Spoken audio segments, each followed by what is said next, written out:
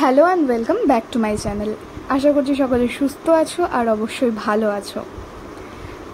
আগের দিন যে ভিডিওটা নিয়ে এসেছিলাম তারপর নেক্সট আজকের এই ভিডিওটা আসতে বেশ কিছুটা টাইম গ্যাপ হয়ে গেল, অনেক দিনই টাইম লেগে গেল, কিছুটা ব্যস্ততা ছিল তাই জন্য। কিন্তু তোমাদের জন্য নতুন ভিডিও নিয়ে আবার চলে এসেছি। যারা ক্লাস 8-এ পড়ছো, অষ্টম শ্রেণীতে, তাদের জন্য আজকে এই ভিডিওটা হবে। যারা আমার চ্যানেলটাকে ফলো করো, মানে সাবস্ক্রাইব করা আছে, তারা অবশ্যই জানবে আমার চ্যানেলে এর আগে তোমাদের বাংলা পাঠ্য বইয়ের নারায়ণ গঙ্গোপাধ্যায়ের রচিত বনভোজনের ব্যাপার এই গল্পটার দুটো ভিডিও অনেক আগেই চলে এসেছে, যে দুটোই তোমরা অনেক অনেক ভালোবাসা দিয়েছ, তাই এই ভিডিওটা তো আনতেই হলো।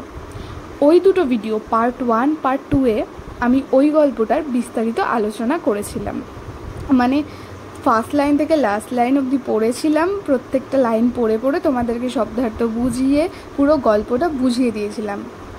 গল্পটা আসলে খুব সহজ, আর আমি তোমাদেরকে সহজ করেই বোঝানোর চেষ্টা করেছিলাম। তোমরা অনেক অনেক ভালোবাসা দিয়েছো, অনেকেই কমেন্ট করেছো, যেটা দেখে আমার অনেক ভালো লেগেছে। তাই আমি ভাবলাম সামনে তো সেকেন্ড সেমেটিভের এক্সাম আসছেই সবার, তাই ওই গল্পটারই কিছু কোয়েশ্চেন আনসার আলোচনা করে নেওয়া যাক আজকের এই ভিডিওতে। ভিডিওটা কিন্তু একটুও স্কিপ করো না, তাহলে কোয়েশ্চেনগুলো মিস হয়ে যাবে। হয়তো পরীক্ষায় এই প্রশ্নগুলোই আসবে, যেটা তুমি যেখানটায় তুমি স্কিপ করলে হয়তো সেখানেই আমি যে প্রশ্নটা বলেছি, তাই জন্য ভিডিওটা স্কিপ করো না। পারলে হাতে একটা কপি আর পেন নিয়ে বসো, ইম্পর্টেন্ট প্রশ্নগুলো কপি করে নিও। আর যদি মনে হয় পজ করে করে মনে রাখবে, পড়ে নেবে একেবারে, তাহলেও হবে। আমি তোমাদেরকে ধীরে ধীরে বলবো আর বুঝিয়েও দেবো। চলো শুরু করা যাক।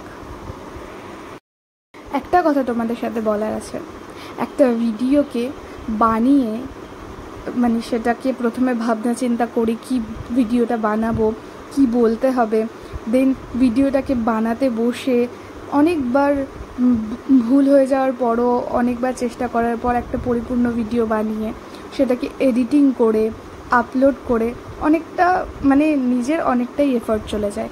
তাই তোমরা অনেকেই আছো যারা ভিডিওতে আসো, তো দেখো, কিন্তু সাবস্ক্রাইব করো না, লাইকও করো না।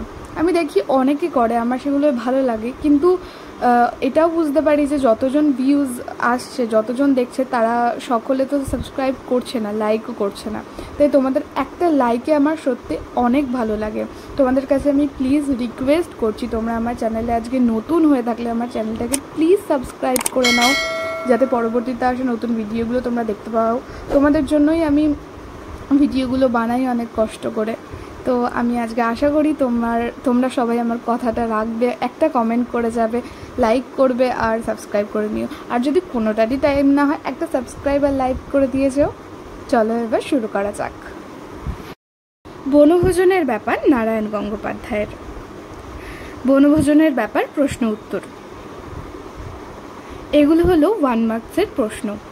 কোয়েশ্চেন নাম্বার 1, নারায়ণ গঙ্গোপাধ্যায় বাংলা সাহিত্যের কোন বিখ্যাত চরিত্রের সৃষ্টিকর্তা? বেশিরভাগেরই জানা, তাও আমি উত্তর বলে দিচ্ছি, টেনিদা। প্রশ্ন 2, তার লেখা দুটি উপন্যাসের নাম লেখো। উত্তর, শিলালিপি ও লালমাটি। এবার 2 মার্কসের কিছু কোয়েশ্চেন বলছি, 1 মার্কসেও এগুলো আসে এসএকিউতে, ভীষণ ইম্পর্টেন্ট, এগুলো কিছু বাছাই করা। প্রশ্ন 1, বনভোজনের উদ্যোগ কাদের মধ্যে দেখা গিয়েছিল? বাংলা সাহিত্যের অন্যতম শ্রেষ্ঠ ছোট গল্পকার ও ঔপন্যাসিক নারায়ণ গঙ্গোপাধ্যায়ের রচিত বনভোজনের ব্যাপার গল্পে টেনিদা, ক্যাবলা, হাবুল ও প্যালার মধ্যে বনভোজনের উদ্যোগ দেখা গিয়েছিল। প্রশ্ন 2, বনভোজনের জায়গা কোথায় ঠিক হয়েছিল? উত্তর, বনভোজনের জায়গা ঠিক হয়েছিল বাগুইহাটি ছাড়িয়ে আরও 4টে স্টেশন পরে ক্যাবলার মামার বাড়ির কাছে এক বাগান বাড়িতে। প্রশ্ন 3, বনভোজনের জায়গায় কিভাবে যাওয়া হবে? উত্তর, বনভোজনের জায়গায় যেতে প্রথমে শ্যামবাজার থেকে মার্টিনের রেলে চাপতে হবে, ওই ট্রেনে করে বাগুইহাটি ছাড়িয়ে আরও 4টে স্টেশন পার করে নামতে হবে। সেখান থেকে নেমে প্রায় মাইল খানেক রাস্তা হেঁটে গেলে বনভোজনের জায়গায় পৌঁছানো যাবে। প্রত্যেকটা প্রশ্ন আমি বলছি যেগুলো, সেগুলো কিন্তু খুব ইম্পর্টেন্ট, কেউ একটাকেও স্কিপ করো না যে এটা লাগবে না, এটা হয়তো আসবে না, এগুলোই আসে প্রত্যেক বছর প্রত্যেকটা পরীক্ষায়। কোয়েশ্চেন নাম্বার 4, রাজহাঁসের ডিম আনার দায়িত্ব কে নিয়েছিল? উত্তর, রাজহাঁসের ডিম আনার দায়িত্ব নিয়েছিল প্যালা। কোশ্চেন নাম্বার 5, বনভোজনের বেশিরভাগ সামগ্রী কারা সাবার করেছিল? উত্তর, বনভোজনের বেশিরভাগ সামগ্রী বানরের দল সাবার করেছিল। কোশ্চেন নাম্বার 6, কোন খাবারের কারণে বনভোজন ফলভোজনে পরিণত হয়েছিল? আনসার, বাগানের একটি গাছে পেকে থাকা জলপাই খাওয়ার ফলে বনভোজন পরিণত হয়েছিল ফলভোজনে।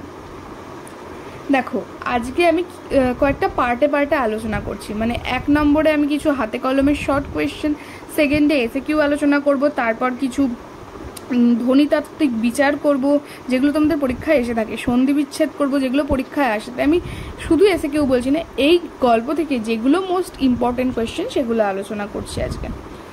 এরপর 3, আর হ্যাঁ, যারা গল্পটাই এখনো পড়নি বনভোজনের ব্যাপার, সহজ করে বুঝতে চাইছো, আমি ডেসক্রিপশনে তোমাদের জন্য লিঙ্ক দিয়ে দিয়েছি পার্ট 1 পার্ট 2 এর, এখনই গিয়ে দেখে নাও, দেন এই ভিডিওটা কন্টিনিউ করো। 3, নিচের শব্দগুলি সন্ধি বিচ্ছেদ করো। মোগলাই, মোগল যুক্ত আই। রান্না, রাধ যুক্ত না। বৃষ্টি, বৃষ যুক্ত তি।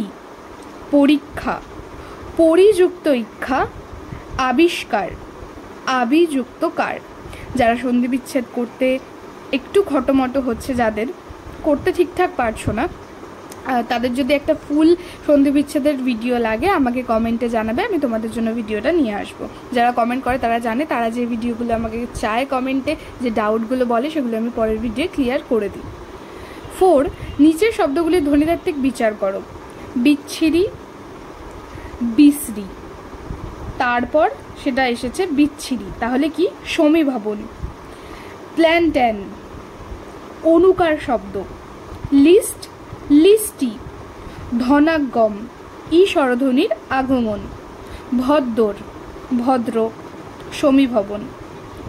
স্টুপিড, স্টুপিড, আদি স্বরাগম, ই ধ্বনির। 5, নিচের বাক্যগুলি প্রত্যেকটি বিশেষ বৈশিষ্ট্যযুক্ত বৈশিষ্ট্যগুলি খুঁজে নিয়ে লেখো। এগুলি ইম্পর্টেন্ট হয়ে থাকে, মন দিয়ে শোনো। 1, আরশে গাট্টা, ঠাট্টার জিনিস নয়, জুৎসই লাগলে স্রেফ গালপাট্টা উড়ে যাবে। এই বাক্যে টা বর্ণটি একাধিকবার প্রযুক্ত হয়েছে। তোমরা দেখো, টাটা কিন্তু 2 বার 3 বার রয়েছে, তাই এটাই বলতে বলেছিল বিশেষ বৈশিষ্ট্য আছে কোনো একটা। তো আমাদের শব্দটা, বাক্যটাই খুঁজতে হবে যে কি আছে আলাদা রকমের, বৈশিষ্ট্যটা কি। তো টাটা দেখো একাধিকবার প্রযুক্ত হয়েছে। একে বৃত্তানুপ্রাস অলঙ্কার বলে, যার প্রয়োগ এখানে লক্ষণীয়। দ্বিতীয়, দ্রাক্ষাফল অতিশয় খাট্টা। উত্তর, খাট্টা শব্দটি হিন্দি শব্দ, যার প্রয়োগ আলোচ্য বাক্যে লক্ষ্য করা যায়। একই সঙ্গে দুটি তৎসম শব্দ প্রয়োগ করার ফলে বাংলা বাক্য শব্দের প্রয়োগে বৈচিত্র্য আসে। 3, আহাহা, চৈত্যা যাইতেছ কেন? উত্তর, উদ্ধৃত বাক্যে চৈত্যা ও যাইতেছ শব্দটি অপিনিহিতর প্রয়োগ লক্ষ্য করা যায়। এই ধরনের বাক্য বঙ্গালী উপভাষার বেশি প্রযুক্ত হতে দেখা যায়। 4, এক চড়ে গালের বোম্বা উড়িয়ে দেব। এখানে বোম্বা নামক প্রাদেশিক বা কথ্য ভাষার প্রয়োগ দেখা যায়। এই বিশেষ লঘু শব্দটিকে আমরা অনেক সময় রকের ভাষা বা ছেলে ছোকরার ভাষা বলে থাকি। 6, ব্যাস বাক্য সহ সমাসের নাম লেখো। বনভোজন, বনে ভোজন, অধিকরণ তৎপুরুষ সমাস। যাদের সমাস নিয়ে ডাউট আছে, আমার চ্যানেলে সমাসের ভিডিও আছে, সেটা দেখে নিতে পারো।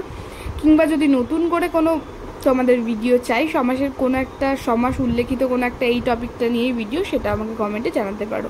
দলপতি, দলের প্রতি, সম্বন্ধ তৎপুরুষ। বেরসিক, বেরসিক, না তৎপুরুষ সমাস। দ্রাক্ষাফল, দ্রাক্ষা নামক ফল, মধ্যপদলোপী কর্মধারায় সমাস। রেলগাড়ি, রেল বাহিত গাড়ি, মধ্যপদলোপী কর্মধারায় সমাস।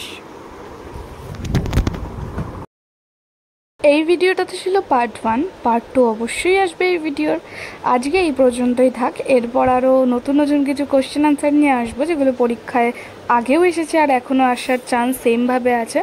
আজকের ভিডিওটা কেমন লাগলো মন থেকে বলো, কমেন্টে আমাকে জানিও। কিছু ডাউট থাকলেও আমাকে কমেন্টে জানিও, কীরকম পরবর্তীতে ভিডিও যায় সেগুলো আমাকে কমেন্টে নির্দ্বিধায় জানাতে পারো। আর অবশ্যই একটা লাইক করে দিয়ে যেও, আর সাবস্ক্রাইব করতে একদম ভুলবে না। বন্ধুদের সাথে অনেক অনেক শেয়ার করো ভিডিওটা। দেখা হচ্ছে নেক্সট ভিডিওয়। Till then take care, tata, bye. Thank you.